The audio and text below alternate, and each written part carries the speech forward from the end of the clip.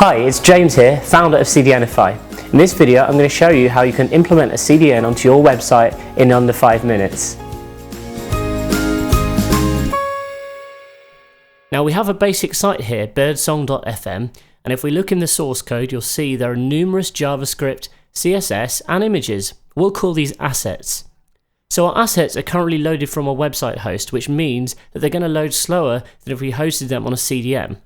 We'll cover how to easily implement a CDN to speed everything up. Firstly, we need to log into CDNify, creating an account if we haven't got one already. Then we'll click on Add a New Resource. The dashboard shows because our account is currently new and it hasn't got any existing resources. The CDN hostname will be the name of our resource. This is a user-friendly URL where the assets will be loaded from. In this case, I'm going to use cdn.birdsong.fm. The origin URL is normally your existing site, the server where your files have been uploaded to, which in this case is birdsong.fm. The CDN will then mirror the content from this existing site. Finally, we can choose whether or not we want Ssl support. In this case, we don't require SSL, so we'll leave that option disabled. We then can click and create the new CDN resource on our account, and it will create it in a few seconds. It's important to note that it can take up to 15 minutes for this new resource to start functioning correctly, whilst it's provisioned across all of our network. We'll now click on Manage. You'll notice that this currently is empty, but it will begin populating with statistics once we start using the CDN on our website.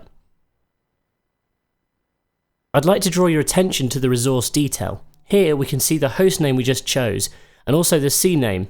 This is the actual resource hostname on our platform. You can use the raw hostname if you like, but we're going to create a pointer for our cdn.birdsong.fm domain in this tutorial. And finally, what we're going to do is we're going to copy the CNAME record to our clipboard because we'll need that in a minute. Now we'll head on to our web hosting account so we can edit the DNS for our domain. This is a similar procedure across most web hosts and domain registrars. And we have a selection of specific DNS editing tutorials available covering most common providers. So let's go ahead and edit our DNS zone. Then we'll scroll down and we'll click Add a Record. The type of record should be set to CNAME. The record name, in this case, is cdn.birdsong.fm, so we'll set this here. And finally, the value of our record is the CNAME, which we just copied to our clipboard, so we'll paste this in here, and then we can go ahead and click on Save. Now the DNS has been updated for our domain, so now cdn.birdsong.fm will point to our unique CDN hostname. It's important to note that sometimes DNS changes may take a while to start working on all computers, so please be patient if it doesn't work instantly.